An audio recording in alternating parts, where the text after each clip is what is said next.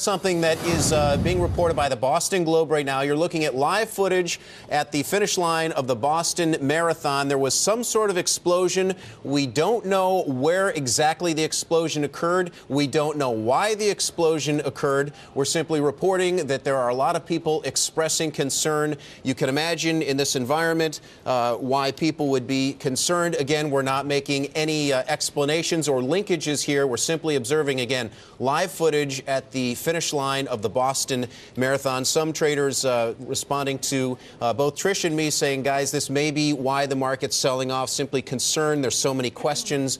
And you can understand, Trish, people hit the sell button on a day when we're already down. I mean, we were already down throughout the session, but we seemed, right before we got news of this, to be bouncing off some of those lows.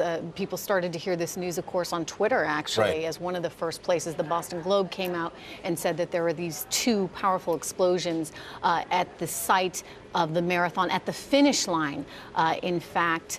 And you can see the video now. A lot of chaos, obviously, ensuing. And by the way, we should also point out that there are still you're seeing the National Guard there trying to work to clean the mess. There are still so few people that are on the scene, first responders, who are able to try to make sense of this. Again, this is all live. We're witnessing this together in real time. This has just happened in Boston. Now, this is, of course, a very big deal in Boston, a very big deal in New England, and even nationally as well. This marathon, very well known. It's actually had, interestingly enough, on Patriots Day, which is today. It's the third Monday in April.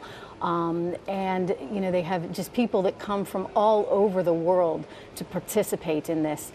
Thousands of spectators, roughly 500,000 spectators it brings in every year.